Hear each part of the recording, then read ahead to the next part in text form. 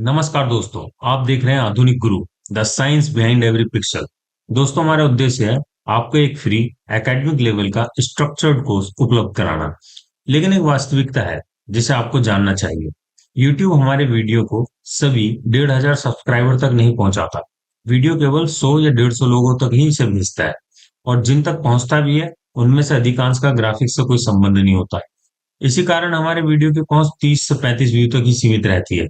यदि यह वीडियो किसी तरीके से आप तक पहुंचता है तो इसे पूरा देखें। यदि आपको यह उपयोगी लगे तो इसे उन लोगों तक जरूर पहुंचाएं जिन्हें सच में इसकी आवश्यकता है। अब आते हैं मुद्दे की बात पर। पिछले वीडियो में हमने जिन टॉपिक को कवर किया था वो इस प्रकार थे: command panel and create panel, primitives की सही समझ, search all objects, object creation process, command deactivation logic, control panel and parameters, modify panel, project folder, viewport customization. यदि आपने पिछला वीडियो नहीं देखा तो उसे जरूर देखें, क्योंकि यह वीडियो उसी का विस्तार है। अब इस वीडियो में हम जिन टॉपिक को कवर करने वाले हैं वो इस प्रकार है: ग्रिड सेटिंग और स्नैप सिस्टम की समझ, क्रिएट पैनल से स्टैंडर्ड प्रिमिटिव्स बनाना, viewport navigation basic, zoom system की क्लियर समझ, ऑर्बिट टूल और व्यू टाइप्स का व्यवहार, fast viewport navigation workflow. तो चलिए अब देखते हैं ग्रिड की सेटिंग कैसे की जाती है। सबसे पहले मेनू बार में टूल पर जाएं। यहाँ नीचे आपको ग्रिड एंड स्नैप सेटिंग का विकल्प मिलेगा। इस पर क्लिक कीजिए, एक विंडो खुलेगी। अब इस विंडो को बंद कर दीजिए। इसे हम दूसरे तरीके से खोलेंगे। अब टूल बार में जो तीन चुंबक वाला आइकन है ना, वही स्नैप टूल है। इस पर राइट क्लिक कीजिए। राइट क्लिक करते ही ग्रिड एंड स्नैप सेटिंग की विंडो खुल जाएगी। इसमें होम ग्रिड के टैब को सिलेक्ट कीजिए। अब मैं बताता हूँ इसमें क्या क्या ऑप्शन है। यह पहला ऑप्शन है। यहाँ पर ग्रिड लाइन के बीच की दूरी दी हुई है। अभी यह 10 सेंटीमीटर पे सेट है। आप इसे अपनी आवश्यकता के अनुसार बदल सकते हैं। व्यू पोर्ट में आप दो तरह की लाइन देख रहे होंगे: मोटी लाइन मतलब मेजर लाइन, पतली लाइन मतलब कि माइनर लाइन। अगर यहाँ 10 लिखा है तो इसका मतलब है हर 10वीं लाइन मेजर लाइन हो। आप इसे 5, 10, 20 या अपनी रिक्वायरमेंट के साथ बदल सकते हैं। अब ध्यान दीजिए पर्सपेक्टिव व्यू पर। पर्सपेक्टिव व्यू में ग्रिड पूरे व्यू पोर्ट में नहीं फैली हुई थी। क्यों? क्योंकि यहाँ नीचे पर्सपेक्टिव व्यू ग्रिड एक्सटेंशन में एक वैल्यू दी होती है, जैसे 7। इसका मतलब है सेंटर से बाहर की ओर केवल 7 मेजर ग्रिड लाइन तक ही ग्रिड दिखाई देगी। अगर आप यहाँ 7 की जगह 10 कर देंगे तो ग्रिड एक्सटेंशन 7 से 10 हो जाएगा। अब एक महत्वपूर्ण option, inhibit grid sub division, blow grid spacing. इधर इनहिबिट का मतलब होता है किसी चीज को रोक देना। अगर यह ऑप्शन चेक्ड है तो ग्रिड स्पेसिंग छोटी सब डिवीजन लाइन नहीं दिखाई देंगी। अगर आप इसे अनचेक करते हैं तो सब डिवीजन लाइन भी दिखाई देने लगेंगी। उदाहरण के लिए, जैसे कि अगर ग्रिड स्पेसिंग 10 सेंटीमीटर है तो उसके बीच एक एक सेंटीमीटर की 10 सब डिवीजन लाइनें दिखाई देने लगेंगी। इसके नीचे एक ऑप्शन है इनहिबिट पर्सपेक्टिव व्यू ग्रिड। अगर यह चेक्ड है तो पर्सपेक्टिव व्यू की ग्रिड सीमित रहेगी। जितनी एक्सटेंशन आपने दी है उतनी ही, जहां हमने 7 से 10 तक बढ़ाया था। अगर आप इसे अनचेक कर देते हैं तो पर्सपेक्टिव व्यू में ग्रिड की सीमा नहीं रहेगी। जहां तक हमें व्यू कोड दिखाई देगा यह वहां तक बढ़ जाएगी। अब हम व्यू कोड में कीवर्ड एंट्री के द्वारा ऑब्जेक्ट क्रिएट करें। कीवर्ड एंट्री के कुछ महत्वपूर्ण फायदे हैं। मान लीजिए आपको ऑब्जेक्ट का एग्जैक्ट साइज चाहिए। ऑब्जेक्ट को व्यू पोर्ट में किसी एग्जैक्ट लोकेशन पर बनाना है, तो कीबोर्ड एंट्री सबसे सटीक तरीका है। ऑब्जेक्ट दो जगह से क्रिएट किए जा सकते हैं: मेन्यू बार में क्रिएट, या क्रिएट पैनल सीधे हाथ की तरफ। लेकिन हम इसे क्रिएट पैनल से बनाएंगे, मेन्यू बार से नहीं। सीधे हाथ की तरफ ऊपर क्रिएट का बटन है। उसके अंदर कई कैटेगरीज हैं: geometry, shape, light, camera, helper आदि। ज्योमेट्री को सिलेक्ट कीजिए। इसके अंदर भी सब कैटेगरीज होती हैं। राइट साइड में जो छोटा एरो है उसे एक्सपेंड कीजिए। यहाँ डिफॉल्ट स्टैंडर्ड प्रिमिटिव सेलेक्ट रहता है। इसमें आपको ये प्रिमिटिव्स मिलेंगे: box, sphere, cylinder, taurus, teapot आदि। अब बॉक्स पर क्लिक कीजिए। बॉक्स से संबंधित सभी पैरामीटर नीचे दिखाई देंगे। कीबोर्ड एंट्री के सामने जो छोटा एरो है इसे एक्सपेंड कीजिए। यहाँ आपको दिखाई देंगे एक्स, वाई, जेड। ये ऑब्जेक्ट की पोजीशन बताते हैं। एक्स लेफ्ट से राइट दिशा में, वाई फ्रंट से बैक की तरफ, जेड नीचे से ऊपर की तरफ। अगर एक्स, वाई, जेड सभी जीरो हैं तो ऑब्जेक्ट सेंटर में बनेगा। अब नीचे बॉक्स के पैरामीटर हैं: लेंथ, विड्थ, हाइट। लेंथ में 40 भरिए, टैब दबाइए, विड्थ में भी 40 भरिए, फिर टैब दबाइए, हाइट में भी 40 भरिए। अब क्रिएट का बटन दबा दीजिए, बॉक्स बन जाएगा। नीचे सेगमेंट दिए हुए, length segment, width segment, height segment. Segment क्या होते हैं? ये वो डिविजन्स हैं जो ऑब्जेक्ट के सरफेस को छोटे छोटे हिस्सों में बांटते हैं। जितने ज्यादा सेगमेंट होंगे उतनी ज्यादा ज्योमेट्री बनेगी, ऑब्जेक्ट उतना हैवी होगा। इसलिए बिना जरूरत के सेगमेंट नहीं बढ़ाने चाहिए। अगर व्यू पोर्ट शेड मोड में है तो सेगमेंट साफ दिखाई नहीं देंगे, इसलिए उसे वायर फ्रेम मोड में बदलना जरूरी है। ध्यान रखिए, जिस व्यू पोर्ट के चारों ओर येलो लाइन हाईलाइट होती है वही एक्टिव व्यू पोर्ट होता है। अब कीबोर्ड पर F3 बटन दबाइए, view port wire frame mode में बदल जाएगा। अब सेगमेंट साफ दिखाई देंगे। अब लेंथ सेगमेंट कर देते हैं 2, विड्थ सेगमेंट कर देते हैं 3 और हाइट सेगमेंट कर देते हैं 4। किसी भी पैरामीटर के स्पिनर पर माउस लाएं और राइट क्लिक कर दीजिए। वैल्यू मिनिमम पर रीसेट हो जाएगी। अगर मिनिमम वैल्यू 1 है तो 1 पर आ जाएगी, अगर मिनिमम वैल्यू 0 है तो 0 पर आ जाएगी।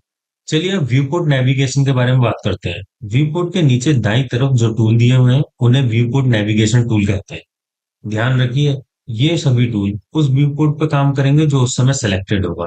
जिस व्यू पोर्ट के चारों ओर येलो बॉर्डर दिखाई देता है वह एक्टिव व्यू पोर्ट होता है। अभी हमारा पर्सपेक्टिव व्यू एक्टिव है।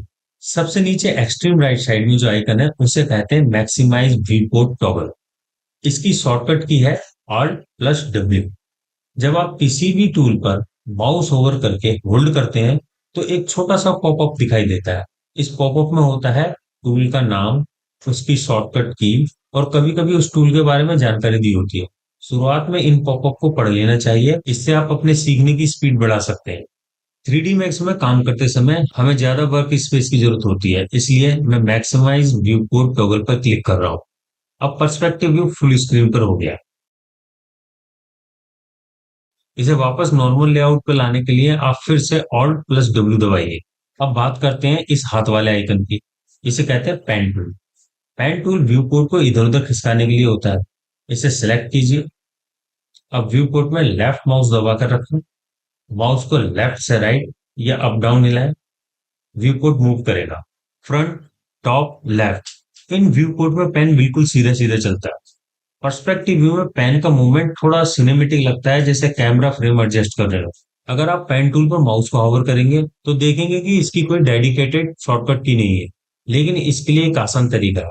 व्यू पोर्ट में खाली जगह पर राइट क्लिक कीजिए ताकि टूल डीएक्टिवेट हो जाए। अब माउस का मिडिल बटन, व्हील बटन जो होता है उसे दबाकर रखिए। जब तक आप मिडिल बटन दबा के रखेंगे व्यू पोर्ट पैन करता रहेगा। यह तरीका सबसे ज्यादा इस्तेमाल किया जाता है। चलिए बात करते हैं zoom to, field of view और जूम एक्सटेंड सेलेक्टेड की। मैग्नीफाइंग ग्लास वाला जो आइकन है इसे कहते हैं जूम टू। इसे लेफ्ट क्लिक के साथ सेलेक्ट कीजिए। इसकी शॉर्टकट की है Alt+Z। Front, top, left view में जूम टू सामान्य जूम की तरह काम करता है, लेकिन ध्यान दीजिए पर्सपेक्टिव व्यू में यह नॉर्मल जूम की तरह नहीं करता। यह कैमरा मूवमेंट की तरह बिहेव करता है, मतलब ऐसा लगेगा जैसे कैमरा ऑब्जेक्ट की तरफ आगे या पीछे जा रहा है। यह टेक्निकली जूम नहीं है, यह कैमरा मूवमेंट है। अगर पर्सपेक्टिव व्यू में जूम इन या जूम आउट करना हो तो हमें फील्ड ऑफ व्यू टूल इस्तेमाल करना होगा। उसकी शॉर्टकट की है Ctrl+W। यह टूल कैमरा लेंस की तरह काम करता है। टूल को सिलेक्ट कीजिए, पर्सपेक्टिव व्यू में आइए, लेफ्ट माउस बटन दबाकर रखें, माउस को ऊपर नीचे मूव करें। आप देखेंगे सीन जूम इन और जूम आउट हो रहा है, लेकिन कैमरे की पोजीशन नहीं बदल रही। अगर आपको वाइड एंगल इफेक्ट चाहिए तो ये टूल बड़े काम आता है। अब बात करते हैं मैक्सिमाइज व्यू पोर्ट टॉगल के ठीक ऊपर वाले आइकन की। इसे कहते हैं जूम एक्सटेंड सिलेक्टेड। इसका मतलब है ये सिलेक्टेड ऑब्जेक्ट को जूम करता है। पहली कंडीशन, अगर कोई ऑब्जेक्ट सेलेक्ट नहीं है और आप इस बटन पर क्लिक कर देते तो पूरा सीन हर व्यू पोर्ट में फिट हो जाएगा। मैं इस टूल पर क्लिक करता हूँ, देखिए हर व्यू पोर्ट में पूरा सीन परफेक्टली फिट हो गया। अब दूसरी कंडीशन भी देख लेते हैं। पहले सिलेक्शन टूल एक्टिव कर लेते हैं। अब व्यू पोर्ट में किसी एक ऑब्जेक्ट को सिलेक्ट कर देते हैं। अब फिर से जूम एक्सटेंड सिलेक्टेड पर क्लिक करते हैं। अब क्या हुआ, सिर्फ सिलेक्टेड ऑब्जेक्ट हर व्यू पोर्ट में जूम होकर फिट हो गया है। अब आप इस ऑब्जेक्ट पर आराम से काम कर सकते हैं। अब एक बात ध्यान रखिएगा, अगर आप दोबारा जूम एक्सटेंड सिलेक्टेड दबाएंगे तो व्यू पोर्ट अपनी पुरानी पोजीशन पर वापस नहीं जाएगा और Ctrl+Z भी काम नहीं करेगा। क्यों? क्योंकि कंट्रोल जेड एडिटिंग अंडू करता है, व्यू पोर्ट नेविगेशन को अंडू नहीं करता। जिस व्यू पोर्ट की प्रीवियस पोजीशन पर आपको जाना है, उस व्यू पोर्ट को सिलेक्ट कीजिए और दबाइए shift Z. Shift Z view port को अंडू करने के लिए होता है। अब आप बचे हुए व्यू पोर्ट को भी शिफ्ट जेड से उसकी पुरानी पोजीशन पर ला सकते हैं। जब मॉडलिंग करते समय व्यू पोर्ट एक्सीडेंटली हिल जाए तो शिफ्ट जेड बहुत काम आता है। चलिए अब व्यू पोर्ट को घुमाने या किसी ऑब्जेक्ट के चारों ओर घूमकर उसे देखने के लिए जिस टूल का उपयोग किया जाता है उसके बारे में बात करते हैं। व्यू पोर्ट नेविगेशन सिलेक्शन के अंदर ये जो टूल दिया हुआ है इसे ऑर्बिट टूल कहते हैं। इस ऑर्बिट टूल को लेफ्ट क्लिक के साथ सिलेक्ट कर लीजिए। टूल सेलेक्ट होते ही पर्सपेक्टिव व्यू में आपको पीले रंग का एक सर्कल दिखाई दे। इस टूल के इस टूल को बहुत ध्यान से यूज करना चाहिए। अगर आप सर्कल के अंदर लेफ्ट क्लिक दबाकर रखते हैं और माउस को मूव करते हैं तो व्यू पोर्ट अपने सेंटर पॉइंट के चारों ओर घूमता है। अगर आपने पहले किसी ऑब्जेक्ट को सिलेक्ट किया हुआ है और फिर ऑर्बिट टूल सेलेक्ट करते हैं तो व्यू पोर्ट उस ऑब्जेक्ट के चारों ओर घूमता है। इस सर्कल के चारों ओर छोटे छोटे स्क्वायर बॉक्स होते हैं। अगर आप साइड वाले बॉक्स को पकड़कर माउस मूव करते हैं तो सीन वाई एक्सिस पे रोटेट होता है। अगर आप ऊपर वाले बॉक्स को पकड़कर माउस को मूव करते हैं तो सीन एक्स एक्सिस पर रोटेट होता है। ध्यान रखिए, जब आप सर्कल के अंदर माउस रखकर मूव करते हैं तो रोटेशन एक्स और वाई दोनों एक्सिस पर एक साथ होती है। जब आपको सिर्फ एक ही एक्सिस पर रोटेट करना हो तो हमेशा बॉक्स पकड़कर ही रोटेट करें। अगर आप गलती से सर्कल के बाहर माउस रखकर रोटेट करने की कोशिश करेंगे तो सीन रोटेट नहीं होगा, बल्कि कैमरा टिल्ट हो जाएगा या रोल हो जाएगा। ऑर्बिट टूल का मुख्य उपयोग पर्सपेक्टिव व्यू में सीन को रोटेट करने के लिए होता है। यह फ्रंट, टॉप या लेफ्ट व्यू में सीन को रोटेट नहीं करता। फ्रंट व्यू में ऑर्बिट टूल का इफेक्ट देखने से पहले चलिए ग्रिड को हाइड कर देते हैं। ग्रिड हाइड करने के लिए कीबोर्ड पे जी बटन दबाइए। अब फ्रंट व्यू में ऑर्बिट टूल को रोटेट करके देखिए। आप नोटिस करेंगे यह व्यू अब फ्रंट व्यू नहीं रहा और ना ही यह पर्सपेक्टिव व्यू लग रहा है। दरअसल यह व्यू अब यूजर व्यू, ऑर्थोग्राफिक व्यू या आइसोमेट्रिक व्यू बन गया है। चलिए ऑर्थोग्राफिक व्यू पर्सपेक्टिव व्यू में जो अंतर है उस पर बात करते हैं। सबसे पहले देखते हैं पर्सपेक्टिव व्यू। अगर दो ऑब्जेक्ट एक ही साइज के हों तो जो ऑब्जेक्ट पास होगा वह बड़ा दिखाई देगा और जो दूसरा ऑब्जेक्ट दूर होगा वह छोटा दिखाई देगा। इसी वजह से हमें सीन में डेप्थ या गहराई महसूस होती है। ऑर्थोग्राफिक व्यू में समान साइज के दो ऑब्जेक्ट, चाहे पास हो या दूर, दोनों एक ही साइज के दिखाई देते हैं। इस व्यू में डेप्थ महसूस नहीं होती, दिमाग डिस्टेंस को साइज से जज नहीं कर पाता। फ्रंट, टॉप और लेफ्ट व्यू भी इसी तरीके के ऑर्थोग्राफिक व्यू होते हैं। इन व्यू में साइज चेंज नहीं होता, सिर्फ पोजीशन चेंज होती है। डिफरेंस बस इतना है, front, top, left fix angle पर होते हैं। ऑर्थोग्राफिक व्यू जो है वो फ्री एंगल पर होता है लेकिन बिना डेप्थ के। अगर आप गलती से ऑर्थोग्राफिक व्यू में आ जाते हैं तो कीबोर्ड का पी बटन दबा दीजिए। पी बटन दबाते ही आप पर्सपेक्टिव व्यू में वापस आ जाएंगे। अगर आप अपने काम की गति बढ़ाना चाहते हैं तो व्यू बोर्ड नेविगेशन टूल की हॉट की के बारे में पता होना बहुत जरूरी है। पर्सपेक्टिव व्यू तो बस हम मॉडल कैसा बनाया है ये देखने के लिए करते हैं, लेकिन जब हम खुद किसी ऑब्जेक्ट को बनाते हैं तो असली काम फ्रंट, टॉप और लेफ्ट व्यू में होता है। पर्सपेक्टिव व्यू तो बस देखने का काम आता है। 3D मैक्स में काम करने का सबसे अच्छा तरीका है कि जिस व्यू में आप काम कर रहे हैं उसे मैक्सिमाइज कर लीजिए। व्यू पोर्ट में सिलेक्टेड ऑब्जेक्ट को हॉट की द्वारा कैसे जूम किया जाता है उसे देखते हैं। सिलेक्शन टूल की मदद से ऑब्जेक्ट को सिलेक्ट कर लेते हैं। सिलेक्शन टूल की हॉट की है क्यू। कीबोर्ड में क्यू दबाते ही सिलेक्शन टूल एक्टिव हो जाता है। अब ऑब्जेक्ट को सिलेक्ट कर लीजिए। किसी भी सिलेक्टेड ऑब्जेक्ट को व्यू पोर्ट में जूम करने के लिए हॉट की है जेड। जेड दबाते ही ऑब्जेक्ट व्यू पोर्ट में जूम होकर फिट हो जाएगा। ध्यान रखिए, अगर आप दोबारा जेड दबाते हैं तो व्यू पोर्ट अपनी पुरानी पोजीशन में वापस नहीं आएगा, उसके लिए आपको सिर्फ जेड दबाना होगा। सेलेक्टेड व्यू पोर्ट को मैक्सिमाइज करने के लिए हॉट की है ऑल्ट डब्ल्यू। अब हमारा व्यू पोर्ट मैक्सिमाइज हो गया। व्यू पोर्ट बदलने की हॉट की इस प्रकार है। एफ फ्रंट व्यू के लिए, टी टॉप व्यू के लिए, एल लेफ्ट व्यू के लिए। अब हम कीबोर्ड से व्यू बदल सकते हैं।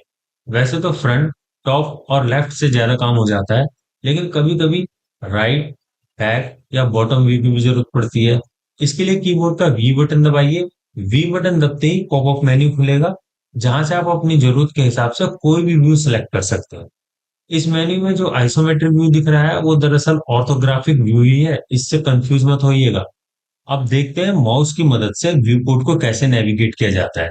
माउस का मिडिल बटन व्हील दबाकर रखें। व्यू पोर्ट पेन की तरह काम करने लगेगा। सीन को लेफ्ट, राइट या अप डाउन मूव कर सकते हैं। अगर आप मूवमेंट को एक्स एक्सिस पर लॉक करके पैन करना चाहते हैं तो shift plus middle mouse button दबाकर मूव करें। माउस की व्हील को घुमाएंगे तो जूम इन जूम आउट होगा, लेकिन यह तरीका स्मूथ नहीं होता। स्मूथ जूम के लिए control alt middle mouse button दबाकर माउस को मूव करें। इस तरीके से जूम बहुत स्मूथ होता है, और जहां माउस का पॉइंट होता है वह एरिया जूम इन और जूम आउट होता है। सीन रोटेट करने के लिए ऑल्ट मिडिल माउस बटन दबाकर माउस को मूव करें। ध्यान रखिए, अगर कोई ऑब्जेक्ट सेलेक्ट नहीं है तो रोटेशन व्यू पोर्ट के सेंटर के चारों ओर होगी। अगर ऑब्जेक्ट सेलेक्ट है तो रोटेशन सिलेक्टेड ऑब्जेक्ट के चारों तरफ होगी। तो दोस्तों, इस वीडियो में इतना ही। 3D मैक्स के सबसे लेटेस्ट वर्जन ट्यूटोरियल के लिए आप हमारे साथ बने रहिए। इस चैनल पर फोटोशॉप के सबसे लेटेस्ट वर्जन ट्यूटोरियल भी अपलोड हो रहे हैं, आप उन्हें भी देखिए। आप इसी तरह हंसते खेलते सीखते रहिए। याद रखिए, जब आप सीख रहे होते हैं तब आप देश के विकास में अपने हिस्से का योगदान दे रहे होते हैं। तो दोस्तों, आप देख रहे थे आधुनिक गुरु, the science behind every picture.